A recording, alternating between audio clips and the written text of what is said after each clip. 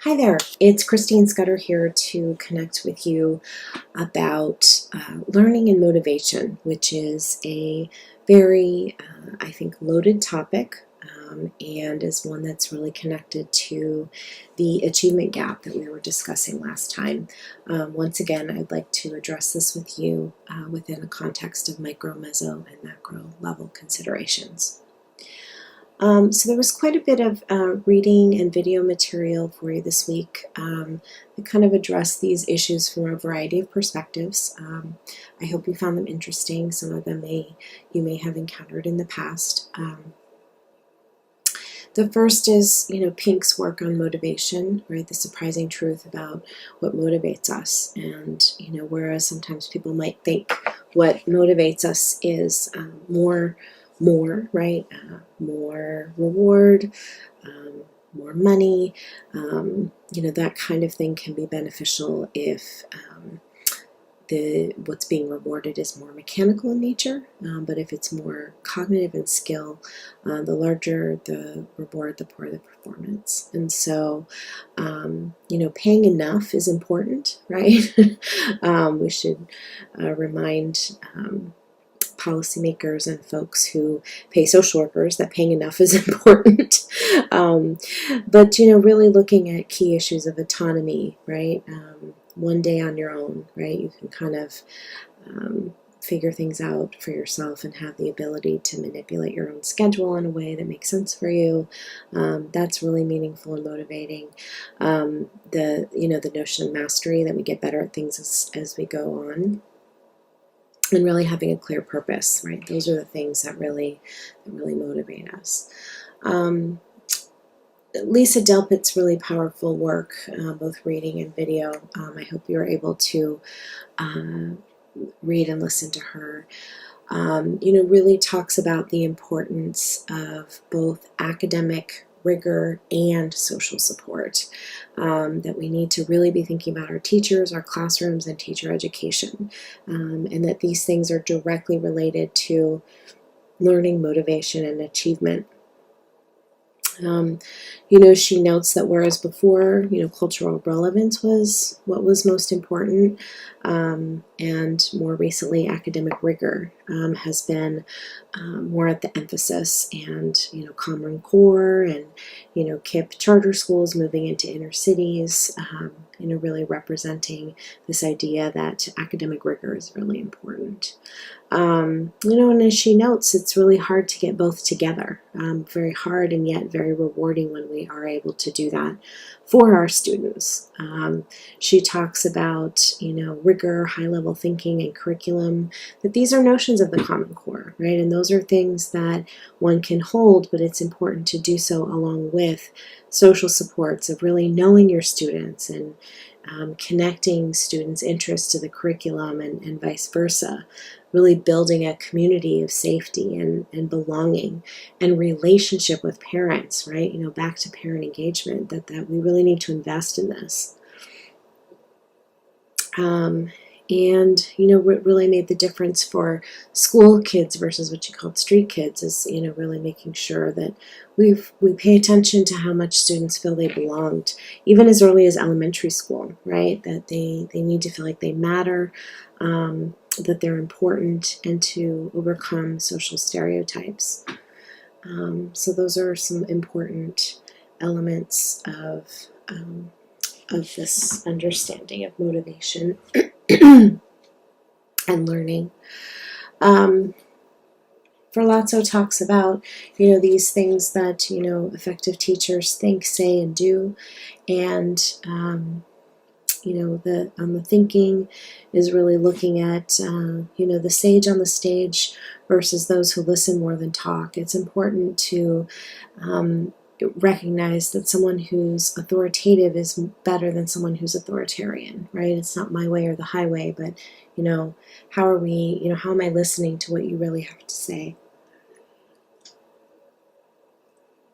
Dweck talks about the fixed versus growth mindset. And this is really gained popularity, and I want to come back to this idea, but Ferlazzo talks about the idea that every student can grow.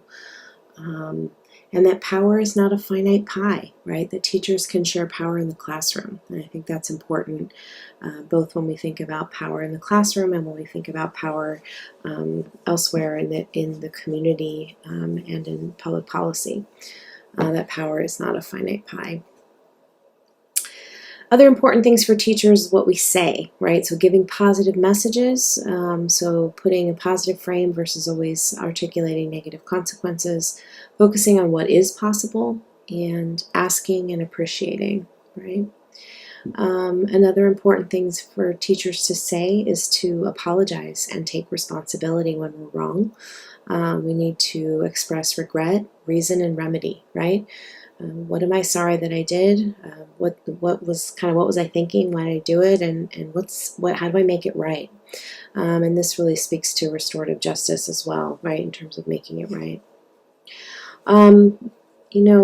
What do teachers do? Need to be flexible, right? Help students get started, take a step. Let's help them to postpone tempting distractions and acknowledge when they're getting stressed. It's important that we do attend to setting a positive and safe climate in the school, and that we do teach life lessons, right? So it's important, it matters what we think, what we say, and what we do as teachers. Some other important words come forward from several of the authors to really look at leveraging mindsets to promote academic achievement. And some key questions that, kind of on the part of our students is my intelligence fixed or can it be developed? And do I belong here? Both really powerful questions, right? I mean, I think we need to be cautious when we think about growth mindset. As a fixed category, how can we be really thoughtful about making sure that, students, come forward understanding that, we hold belief in their potential and that intelligence can be developed. And how do we not only say to students that they belong, but show them that they belong, right? Show them and show them over time, not just that one time, but, consistently. So these are some important pieces around promoting academic achievement.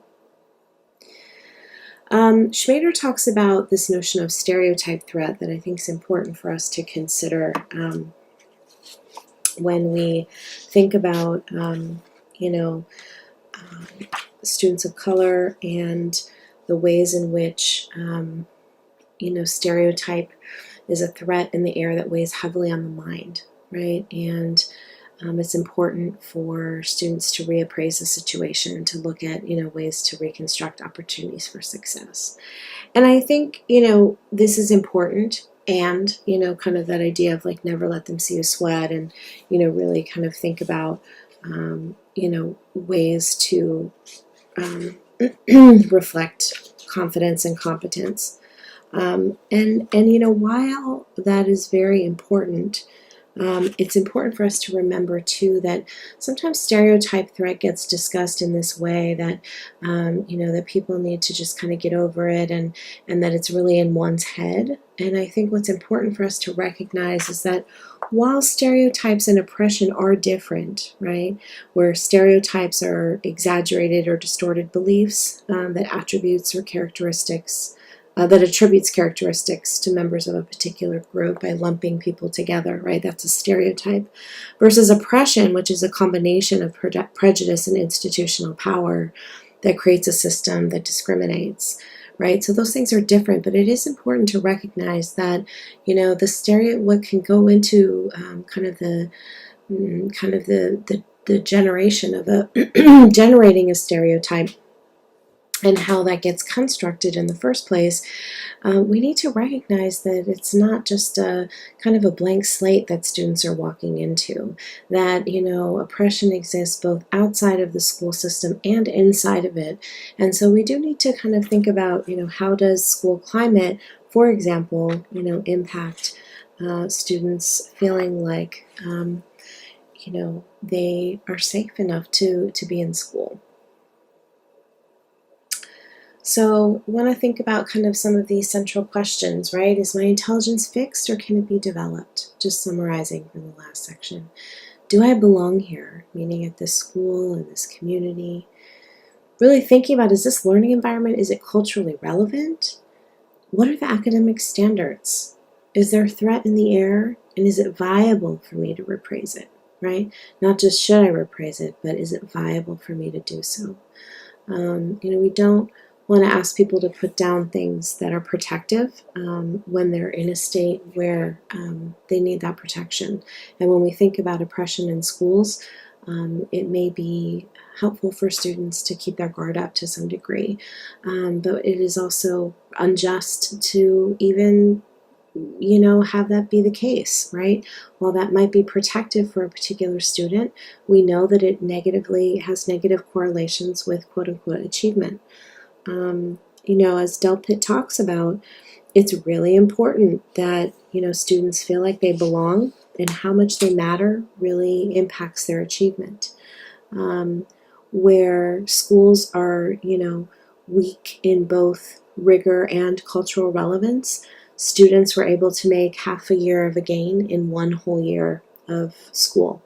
But in places where schools were strong in both, strong in academic rigor and strong in cultural relevance, students were able to make 1.5 years gain in 1 year, right? So it's the difference between, a net loss within a school year over not only a net gain, but a surplus, right? And so how do we really think about cultivating that in schools? And as social workers, there are policies that help us to do that, which we'll talk about, and there's also kind of micro and meso level work that we can do to be a part of facilitating that within a school environment. So again, kind of looking at the messages that our students are sent in terms of their achievement, if they're capable, if they're wanted, if it is safe, what teachers say, what they think, what they do. These messages are, who are they sent by? To whom are they sent? Where are they expressed? With what power? For what purpose? And who benefits from these messages? Right? Again, when we talk about, Schmader and others, when they talk about stereotype threat and these threat-colored glasses and that folks need to take those glasses off, it's like, well, it's important that we recognize, who needs to see what in order to be safe in the school environment. So I think it's just really important that we always, again, hold that in context. So this really comes back to, beliefs and, Bonnie Bernard's work. She's a social worker and does a lot of work around resilience. And she talks about, the power of, that understanding that students know that we believe in them and that they matter, right? So beliefs that come from the student's level, about themselves, right? Their self, their sense of self, beliefs from their teacher, the systemic level at the school, societal level, all of these different, kind of levels of belief. And it's important that our beliefs impact, kind of the ultimate, the end result. And Gandhi said, your beliefs become your thoughts become your words become your actions become your habits become your values, and your values become your destiny, right? And so, what makes the difference for this between this being, a bumper sticker or a t-shirt and something that really relates to education policy, right? Is that, it's important that we start at this core state of belief.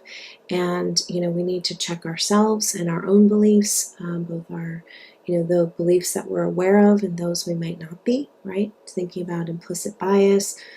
Everyone has biases. It's about, kind of whether or not we recognize them, and how and whether they run us versus us kind of being more aware and taking steps to address those beliefs that are problematic and negative. But all of this, comes into play in terms of whether or not we believe that someone is capable of learning, that someone is worthy of the education, right? All of these constructs are really important as we think about that. One of the books that I'm going to put on the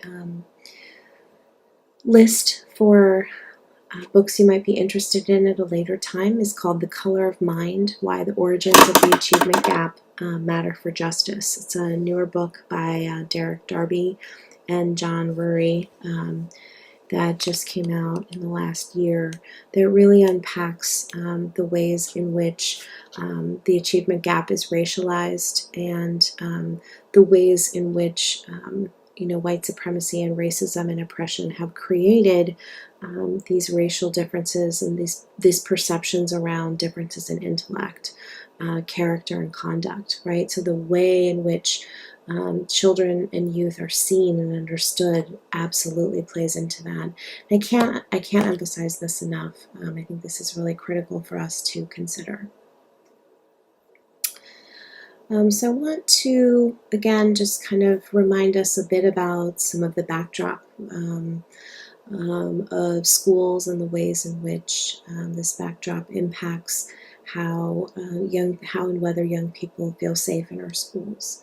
And I share these images not to continue to show the same things. Some of them will be repeated, and some of the repetition is on purpose because there has been such a tremendous level of silence around some of these things that I think is important for us to really hold clear.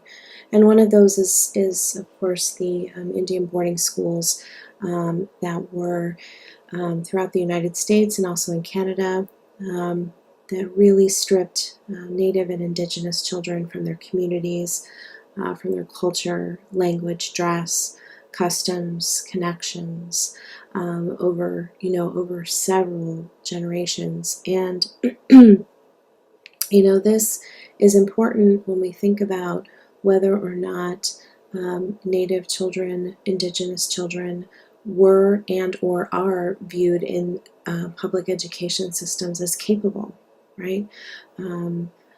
I think it's important for us to hold when we think about, and as we'll look more at the data equity walk, which you will do, I invite you to kind of notice, who, quote, fares well on these tests and what, what might that have to do with historical treatment and also the ways in which students, whether students' stories are a part of what is valued, what is tested, what is assessed, and also whether students feel like school is really for them, right?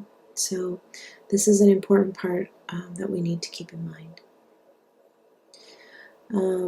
This image, I'm sorry, it's a little blurry, is from the Clark study, the Dolls test. That was a huge part of Brown versus Board of Education. Very painful set of and very powerful set of studies that psychologists rendered with African American children given a white doll and a black doll, and repeatedly, ask questions of, who is the good doll, who is the smart doll. The positive attributes were consistently rendered by Black children to, view the white doll as the good doll, the desirable doll, the smart doll. And some of you may have seen the YouTube video, A Girl Like Me, Gary Davis. I'll put a link to it if you're interested. But she and others have really looked at, kind of replicating the white doll, black dolls, the studies. And these are behaviors and beliefs, again, beliefs that, remain to this day. So it's important for us to recognize, whether or not a child sees themselves in, who is smart and who deserves to be in school in the first place. As I mentioned, the doll study was a part of Brown versus Board of Education. I took this picture at the Civil Rights Museum in Tennessee when I was there. This whole section of the museum was focused on Brown v. Board. And, one of the things that was really clear, as we think about Supreme Court decisions is, and as I mentioned in a prior video, laws will change, but that's where the real work begins, when we get into the implementation, right, of the change in the law. And so, the Supreme Court made their landmark decision 1954, and then in 1955, a year later, we still saw very few schools had taken any action whatsoever. And so the court actually had to go back and say, no, don't just do it now, right? And so, desegregation with all deliberate speed, meaning hurry up, let's get moving. And so, as I said in a prior lecture, sometimes when we look at making change in policy, it's important for us to sometimes articulate part of the implementation within the policy itself, right? And so, kind of recognizing some future court decisions did address the speed with which, certain actions need to be taken. And Brown v. Board is an important reminder of that. We talked last time about remembering Brown at 60, the ways in which our public schools remain highly segregated. And indeed, we are, now at this moment, 65 years post Brown v. Board. This is, these are actual photos that folks posted online. It got quite a bit of attention. You may have seen it. These are teachers. You can kind of tell from the background, particularly on the left, that they are in a school, and these are teachers from a school district in Idaho this past Halloween. And if you have a hard time seeing it, because it's a little grainy, sorry, these teachers are dressed up as a wall, and it says "Make America Great Again," with stars and stripes and holding the United States flag. And then on the other side of the room, these are the people on the other side of the wall, right? And you see white appearing or white presenting folks, at least they appear to be, dressed up supposedly as people in Mexico, and in very stereotypical fashion. And this was part of their school Halloween costume, right? So let's think about, this is a very direct, very specific, very in-your-face example. But there are many, many things like this that happen throughout the school day, some of which make national attention and many of which do not. In terms of, again, who feels welcome to be in this school, right? The bathroom bills, as I talked about before in the Vulnerable Populations lecture, this idea that trans students are trying to, especially trans males, trying to peek at women or girls in the restroom, and this creates an unsafe situation, really preying on systems of oppression related to sexism, and in ways that really try to split groups against each other. And again, just really thinking about who feels welcome to be in our schools. If a person or a student is gender nonconforming, how does one feel in considering this kind of rhetoric? This was a very recent action by a group of students, and the taunting of this Native American elder, and you see all the students with their "Make America Great Again" hats on, again kind of taunting a Native elder. Certainly one of the ways that this was interpreted, and again just thinking about what kinds of behavior on the parts of students, while this wasn't at a school in the moment, it certainly represents school youth on a school trip, and just thinking about behavior and how schools represent themselves out in the community, as well as who feels like this kind of behavior is funny. It's important to think about the messages that sends, not only about that particular school, but about young people, Native people, white people, how folks behave and what is expected and appropriate behavior. This next image I want to just offer an additional trigger warning for. You may have seen these on social media. This is a photo that was on display in a middle school classroom in New York just a few months ago. It was posted up in a classroom and had been on display for some time. So you can see at the top it says back to school necklaces, ha ha, and a smiley face, and yes. And then these necklaces, quote unquote, are nooses. And, again, this kind of action, this kind of behavior, these kinds of messages are certainly not new. I think, the promulgation of media being spread more quickly is certainly something that is changing in the dawn of social media. But again, what kind of message is being sent here? Not only that a student created this poster, that they felt comfortable and that school was an appropriate place for them to put it up, right? So what kind of messages are given there? And then what kind of messages are given to our African American students in this school or any school when we think about the violence that represents. And so, again, I want to think about when we talk about stereotype threat, for example, and taking off the threat goggles, we need to think a little bit about, where is the safety threat, right? We have security guards wanding little ones. We have, kids going through lineups on their way into school and metal detectors, and, thinking about where is the safety threat coming from. We have folks in uniform who are, there allegedly to protect students.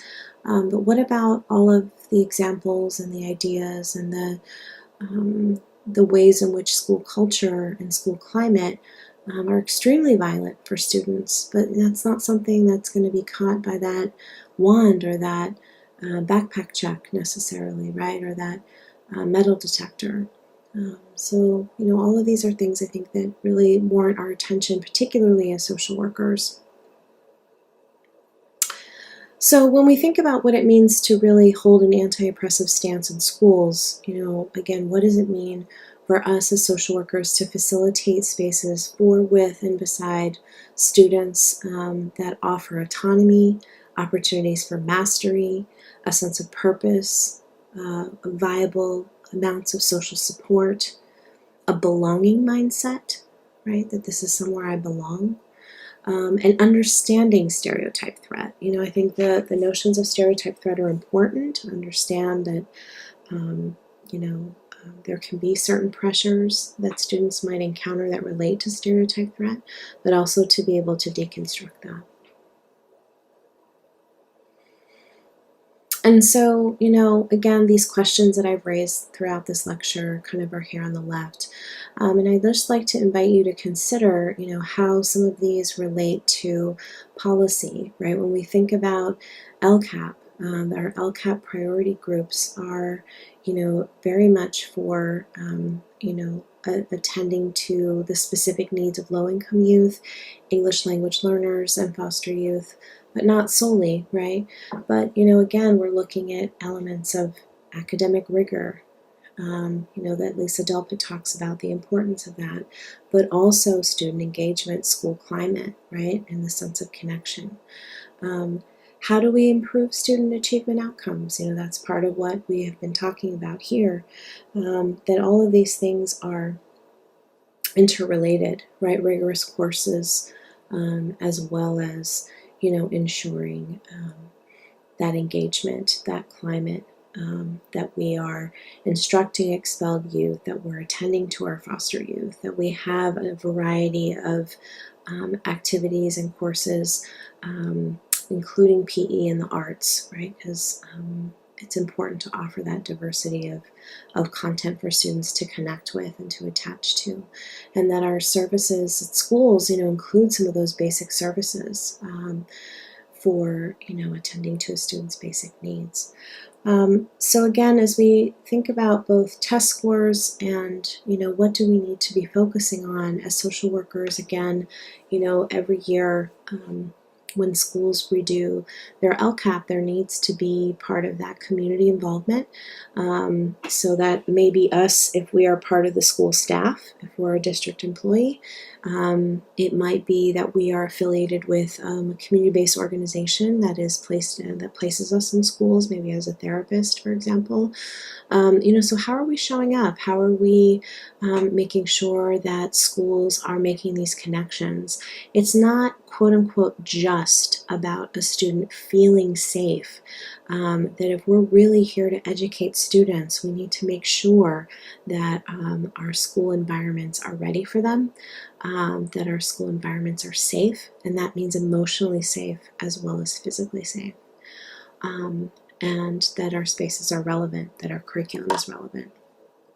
So thanks for your attention to this particular section.